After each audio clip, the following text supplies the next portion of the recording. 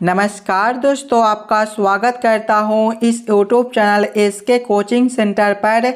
दोस्तों आज हम लोग रीजनिंग के प्रैक्टिस सेट के पार्ट नंबर 32 को देखने वाले हैं और इस वाले पार्ट के अंदर आज हम लोग रीजनिंग के अलग अलग प्रकार के इम्पोर्टेंट प्रश्न को देखेंगे और ये सारे प्रश्न आपके आने वाले आगामी सभी परीक्षाओं के लिए काफ़ी महत्वपूर्ण होने वाला है। अभी आपको एग्जाम में बार बार इसी प्रकार के रीजनिंग के प्रश्न पूछे जाते हैं, तो ये सभी प्रश्न को आप लोग पहले ज़रूर खुद से सॉल्व कीजिएगा और आप लोग हमारे साथ अंत तक ज़रूर बने रहिएगा। ये सभी प्रश्न को हम लोग एकदम शॉर्ट ट्रिक के साथ सॉल्व करेंगे। तो चलिए हम लोग 1 नंबर क्वेश्चन की ओर चलते हैं। दोस्तों ये रहा क्वेश्चन नंबर 1। क्वेश्चन नंबर 1 आपको कह रहा है उस विकल्प का चयन कीजिए जिसका तीसरे शब्द से वही संबंध है जो दूसरे शब्द का पहले शब्द से है। ये जो प्रश्न है एनालॉजी का प्रश्न है। प्रश्न आपको कह रहा है जिस प्रकार से आम का संबंध फल के साथ है उसी प्रकार से आप लोगों से पूछा जा रहा है फूल गोभी का संबंध कौन सा शब्द के साथ होगा जो इस वाले क्वेश्चन मार्क पर भरे जाएंगे। अगर आप लोग ध्यान से देखिएगा तो आम आपका फल होता है तो आम से फल लिखा हुआ है। उसी प्रकार से आप लोग सोचिएगा फूलगोभी आपका क्या होता है, तो फूलगोभी आपका सब्जियां होता है, यानी कि इस वाले क्वेश्चन मार्क पर सब्जियां भरा जाएगा। सब्जियां ऑप्शन नंबर सी में दिया गया है जो कि आपका सही उत्तर बनता है। चलिए अगले प्रश्न की ओर हम लोग चलेंगे, क्वेश्चन नंबर 2 की ओर।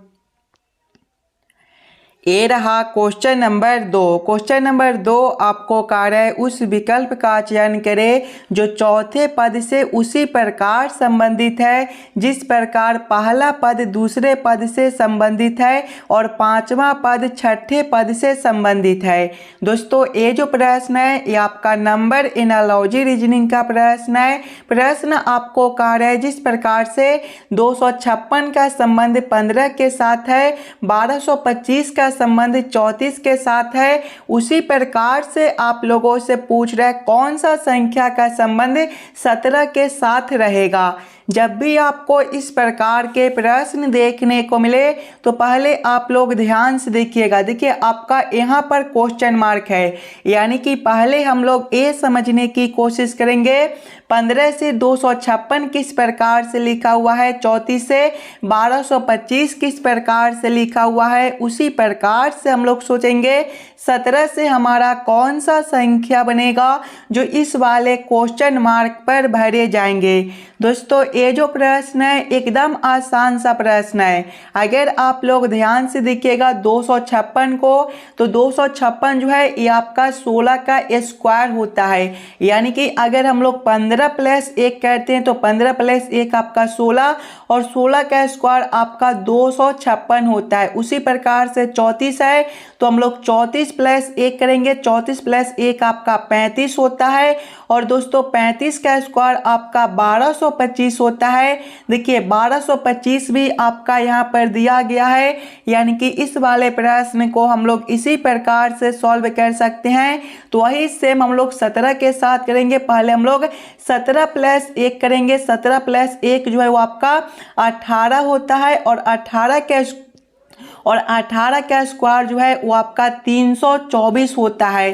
324 आपका ऑप्शन नंबर ए में दिया गया है जो कि आपका सही उत्तर हो जाएगा। इस वाले क्वेश्चन मार्क पर आपका 324 भरा जाएगा। क्लियर है दोस्तों, इस वाले पार्ट में आपको जितने भी प्रश्न कराए जाएंगे वो सारे प्रश्न आपके आने वाले आगामी सभी परीक्षाओं के लिए काफ़ी महत्वपूर्ण होने वाला है और ये सारे प्रश्न एग्जाम में पूछे गए प्रश्न हैं।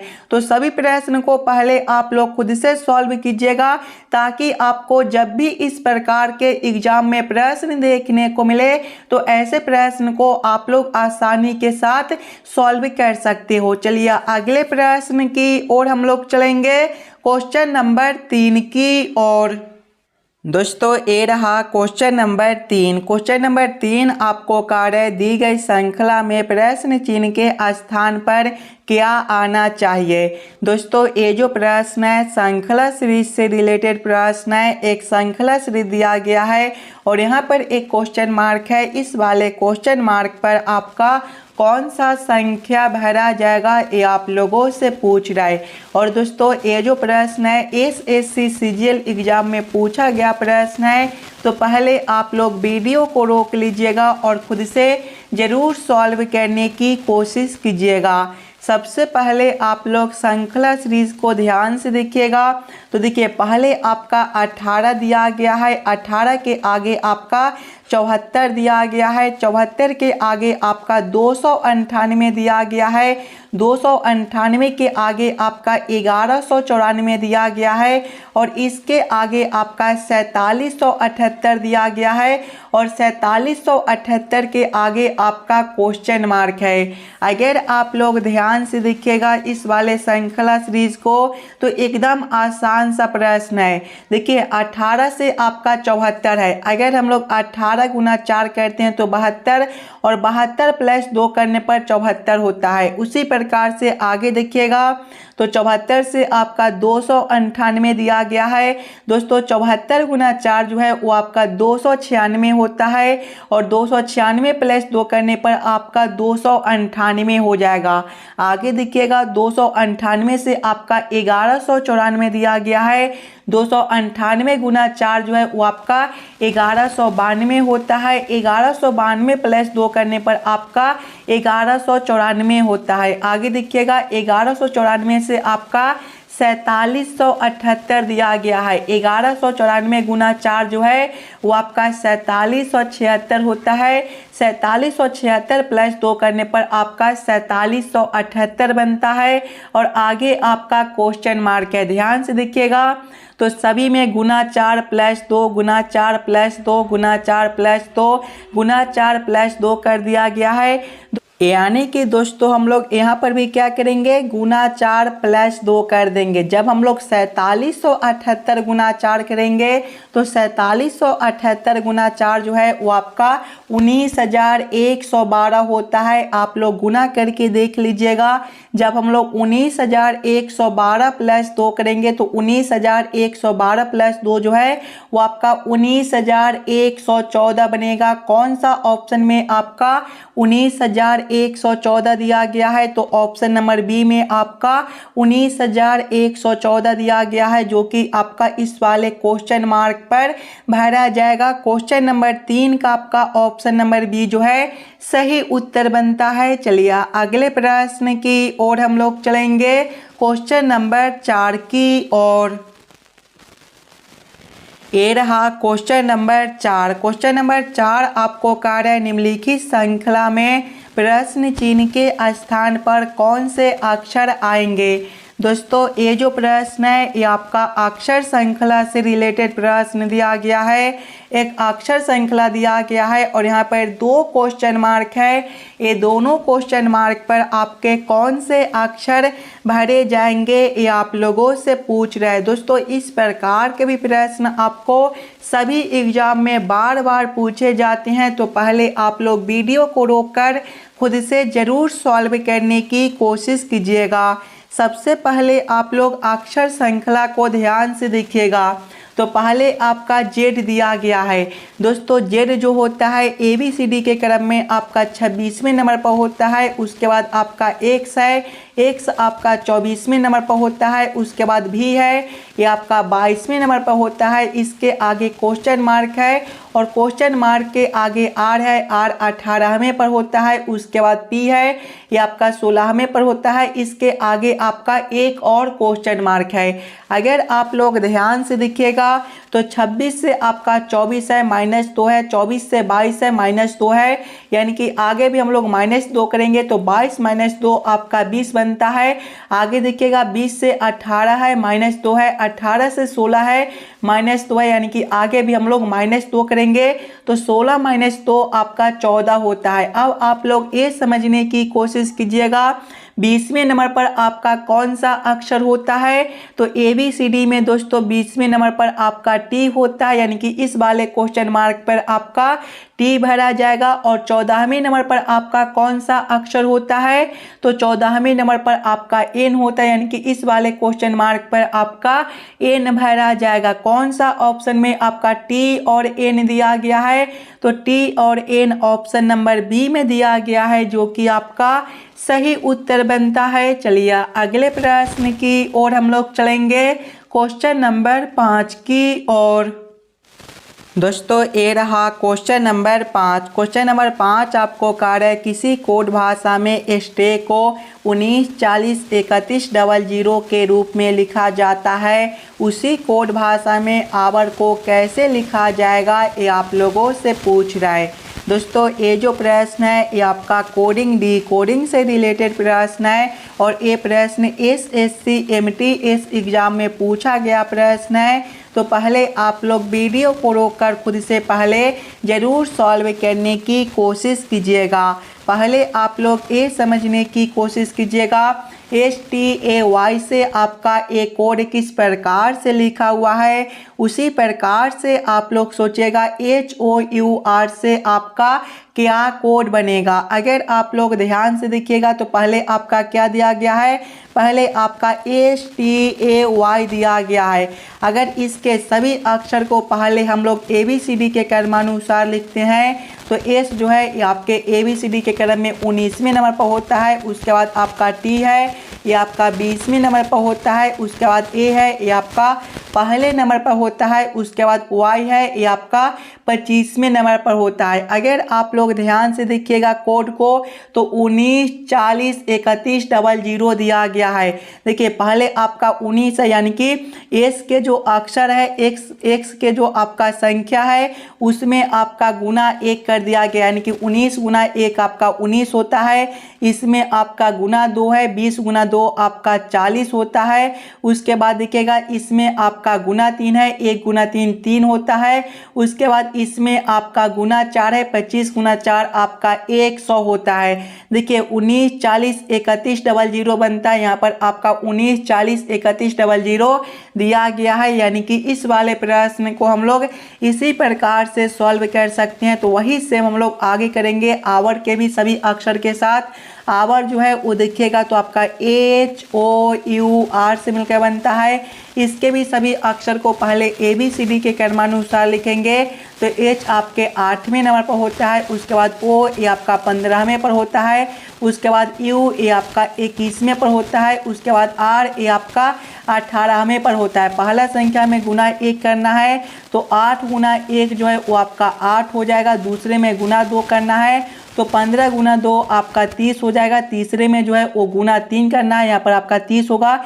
तीसरे में गुना 3 करना है तो 21 गुना 3 आपका 63 हो जाएगा। और चौथे में जो है वो गुना 4 करना है, यानी कि 18 गुना 4 आपका 72 हो जाएगा। कौन सा ऑप्शन में आपका 830 63 72 दिया गया है। 830 63 72 आपका ऑप्शन नंबर जो है वो डी में दिया गया है, जो कि आपका सही उत्तर बनता है। चलिए अगले प्रश्न की ओर हम लोग चलेंगे, क्वेश्चन नंबर 6 की ओर। दोस्तों ये रहा क्वेश्चन नंबर 6। क्वेश्चन नंबर 6 आपको कार्य है, उस वेन आरेख का चयन करें जो निम्नलिखित के बीच संबंध को सर्वोत्तम रूप से दर्शाता है। फर्नीचर, बेड, कुर्सी, खाने की मेज का किस प्रकार से वेन आरेख वेन डायग्राम बनेगा, ये आप लोगों से पूछ रहा है। दोस्तों सबसे पहले आप लोग ये सभी शब्दों को ध्यान से देखिएगा और समझने की कोशिश कीजिएगा। फर्नीचर, बेड, कुर्सी और खाने की मेज में कौन शब्द किसके साथ संबंधित है, किसके अंदर हम लोग किसको रख सकते हैं। अगर आप लोग ध्यान से देखिएगा तो फर्नीचर के सामान के अंदर ही आपका बेड, कुर्सी और खाने की मेज आती है, यानी कि सबसे पहले हम लोग फर्नीचर के लिए एक गोला बना लेंगे और फर्नीचर के अंदर जो है वो आपके बेड हो जाएंगे, कुर्सी हो जाएंगे और खाने की मेज हो जाएंगे। लेकिन ये तीनों शब्द जो है बेड, कुर्सी और खाने की मेज अलग अलग होते हैं, यानी कि ये तीनों को हम लोग फर्नीचर के अंदर रखेंगे लेकिन तीनों को अलग अलग कर देंगे। इस प्रकार का वेन आरेख, वेन डायग्राम आपका ऑप्शन नंबर बी में दिया गया है, जो कि आपका सही उत्तर बनता है। चलिए अगले प्रश्न की ओर हम लोग चलेंगे, क्वेश्चन नंबर 7 की ओर। ये रहा क्वेश्चन नंबर 7। क्वेश्चन नंबर 7 आपको कह रहा है ए बी से लंबा है, बी सी से छोटा है, डी ए से लंबा है परंतु सी से छोटा है, सबसे लंबा कौन है, ये आप लोगों से पूछ रहा है। दोस्तों जब भी आपको इस प्रकार के प्रश्न देखने को मिले तो पहले आप लोग प्रश्न को ध्यान से पढ़िएगा और समझने की कोशिश कीजिएगा। देखिए प्रश्न पहले आपको कह रहा है ए बी से लंबा है। ए किससे लंबा है, तो बी से लंबा है, यानी कि बी से ऊपर हम लोग किसको रखेंगे, तो बी से ऊपर हम लोग ए को रखेंगे। आगे प्रश्न को पढ़िएगा, बी सी से छोटा है और इससे आगे प्रश्न को पढ़िएगा तो डी ए से लंबा है। डी जो है ए से लंबा है, यानी कि ए से ऊपर हम लोग किसको रखेंगे, तो ए से ऊपर हम लोग डी को रखेंगे। देखिए यहाँ पर देखिएगा तो डी ए से लंबा है परंतु सी से छोटा है, और आप लोग यहाँ पर देखिएगा तो बी सी से बड़ा है। बी जो है वो सी से छोटा है। बी किससे छोटा है, तो सी से छोटा, यानी कि सबसे ऊपर आपका सी हो जाएगा, तभी तो डी ए से लंबा रहेगा परंतु सी से छोटा रहेगा। आगे प्रश्न को पढ़िएगा तो सबसे लंबा कौन है, तो सबसे लंबा आपका सी बनता है। सी ऑप्शन नंबर सी में दिया गया है, जो कि आपका सही उत्तर हो जाएगा। चलिए अगले प्रश्न की ओर हम लोग चलेंगे, क्वेश्चन नंबर 8 की ओर। ये रहा क्वेश्चन नंबर 8। क्वेश्चन नंबर 8 आपको कह रहा है उस विकल्प का चयन करें जो तीसरे अक्षर समूह से उसी प्रकार संबंधित है जिस प्रकार दूसरा अक्षर समूह पहले अक्षर समूह से संबंधित है। दोस्तों ये जो प्रश्न है ये भी आपका एनालॉजी का प्रश्न है। प्रश्न आपको कह रहा है जिस प्रकार से एल जी एस का संबंध पी एल वाई के साथ है उसी प्रकार से आप लोगों से पूछा जा रहा है एम के बी का संबंध कौन सा अक्षर के साथ होगा जो इस वाले क्वेश्चन मार्क पर भरे जाएंगे। अगर आप लोग ध्यान से देखिएगा तो सबसे पहले आपका एल जी एस दिया गया है और इससे क्या लिखा हुआ है, तो इससे आपका पी एल वाई दिया गया है। अगर आप लोग ध्यान से देखिएगा सिंगल अक्षर को तो एल से आपका पी है। दोस्तों एल जो है ये आपके ABCD के क्रम में 12वें नंबर पर होते हैं और पी आपके 16वें पर, यहाँ पर +4 है। आगे देखिएगा तो जी से आपका एल है, जी आपके 7वें पर होते हैं और एल आपके 12वें पर आपका +5 है। आगे देखिएगा एस से आपका वाई है, एस आपका 19वें नंबर पर होता है और वाई आपके 25वें नंबर पर, यहाँ पर +6 है। यानी कि पहले अक्षर में +4, दूसरे में +5 और तीसरे में +6 कर दिया गया है। वही सेम हम लोग एम के बी के साथ करेंगे। देखिएगा एम के बी दिया गया है, इसके भी पहले अक्षर में क्या करेंगे तो +4 करेंगे। एम 13वें नंबर पर होता है ABCD के क्रम में और 13 + 4 आपका 17 और 17वें पर क्यू होता है। दूसरे वाले अक्षर में +5 करना है, के आपका 11वें पर होता है, 11 + 5 आपका 16 और 16वें पर पी होता है। तीसरे वाले में +6 करना है, बी आपका दूसरे पर होता है, 2 + 6 8 और 8वें पर एच होता है। कौन सा ऑप्शन में QPH दिया गया है, तो ऑप्शन नंबर बी में देखिएगा QPH दिया गया है, जो कि आपका सही उत्तर बनता है। चलिए अगले प्रश्न की ओर हम लोग चलेंगे, क्वेश्चन नंबर 9 की ओर। ये रहा क्वेश्चन नंबर 9। क्वेश्चन नंबर 9 आपको कह रहे दिए गए पैटर्न का ध्यानपूर्वक अध्ययन करें और उस संख्या का चयन करें जो प्रश्न चिन्ह के स्थान आ सकती है। दोस्तों ये जो प्रश्न है ये आपका मिसिंग नंबर से रिलेटेड प्रश्न है। यहाँ पर आपका एक क्वेश्चन मार्क दिया गया है, इस वाले क्वेश्चन मार्क पर आपका कौन सा संख्या भरा जाएगा ये आप लोगों से पूछ रहा है। और ये जो प्रश्न है SSC GD एग्ज़ाम में पूछा गया प्रश्न है, तो पहले आप लोग वीडियो को रोक लीजिएगा और खुद से ज़रूर सॉल्व करने की कोशिश कीजिएगा। इस वाले क्वेश्चन मार्क पर आपका कौन सा संख्या भरा जाएगा। देखिए इस प्रकार के प्रश्न को हम लोग दो तरीके से सॉल्व करने की कोशिश कर सकते हैं। या तो प्रश्न को हम लोग इस वाले लाइन से सॉल्व करने की कोशिश करेंगे या फिर प्रश्न को हम लोग इस वाले लाइन से सॉल्व करने की कोशिश करेंगे। अगर दोस्तों आप लोग ध्यान से देखिएगा प्रश्न को इस वाले लाइन से, तो देखिए 3 और 16 दिया गया है और तीसरा संख्या 26 है। अगर सबसे पहले हम लोग दूसरा संख्या 16 है तो 16 गुना 2 करते हैं, फिर हम लोग माइनस करते हैं। पहला संख्या 3 है तो 3 गुना 2 तो आपका कितना हो जाएगा, ध्यान से देखिएगा 16 गुना 2 आपका जो है वो 32 होता है। माइनस करेंगे 3 गुना 2 आपका 6 होता है। 32 माइनस 6 जो है वो आपका 26 हो जाएगा। देखिए तीसरा संख्या आपका 26 दिया गया है। वही सेम हम लोग आगे करेंगे। यहाँ पर दूसरा संख्या 20 है तो हम लोग क्या करेंगे, 20 गुना 2 करेंगे, फिर हम लोग माइनस करेंगे। पहला संख्या गुना 2, पहला संख्या 4 है तो 4 गुना 2 करेंगे, कितना हो जाएगा, 20 गुना 2 जो है वो आपका 40 होता है। माइनस करेंगे 4 गुना 2 8 होता है। 40 माइनस 8 आपका 32 बनता है। 32 भी आपका यहाँ पर दिया गया है, यानी कि इस वाले प्रश्न को हम लोग इसी प्रकार से सॉल्व कर सकते हैं। तो वही सेम हम लोग आगे करेंगे। यहाँ पर दूसरा संख्या 28 है तो 28 गुना हम लोग 2 करेंगे, फिर हम लोग माइनस करेंगे। पहला संख्या 6 है तो 6 गुना 2 करेंगे, कितना हो जाएगा, 28 गुना 2 जो है वो आपका 56 होता है। माइनस करेंगे 6 गुना 2 आपका 12 होता है। 56 माइनस 12 आपका 44 बनेगा। 44 ऑप्शन नंबर ए में दिया गया है, जो कि आपका सही उत्तर हो जाएगा। इस वाले क्वेश्चन मार्क पर आपका 44 भरा जाएगा। क्लियर है। चलिए अगले प्रश्न की ओर हम लोग चलेंगे, क्वेश्चन नंबर 10 की ओर। ये रहा क्वेश्चन नंबर 10। क्वेश्चन नंबर 10 आपको कह रहा है निम्नलिखित समीकरण को संतुलित करने के लिए किन दो संख्याओं को आपस में बदलना होगा। यहाँ पर जो है वो एक समीकरण दिया गया है। इस वाले समीकरण को सही करने के लिए कौन से दो संख्या को आपस में बदलना होगा, ये आप लोगों से पूछ रहा है। अगर सबसे पहले आप लोग समीकरण को देखिएगा तो पहले आपका 8 गुना 3/4 दिया गया है। अगर दोस्तों हम लोग सबसे पहले 3 के जगह पे 4 और 4 के जगह पे 3 को रखते हैं तो आपका 3/4 हो जाएगा। फिर आपका प्लस 9 और माइनस 5 हो जाएगा। जब इस वाले समीकरण को हल करेंगे तो देखिएगा 8 आपका गुना हो जाएगा 3/4। जब हम लोग 4 से 8 को काटेंगे तो आपका 2 से कटेगा। 3 गुना 2 जो है वो आपका 6 बनेगा। प्लस करेंगे इधर आपका 9 माइनस 5 दिया गया है। यहाँ पर देखिएगा तो 9 प्लस 6 आपका 15, 15 माइनस 5 जो है वो आपका 10 बनता है।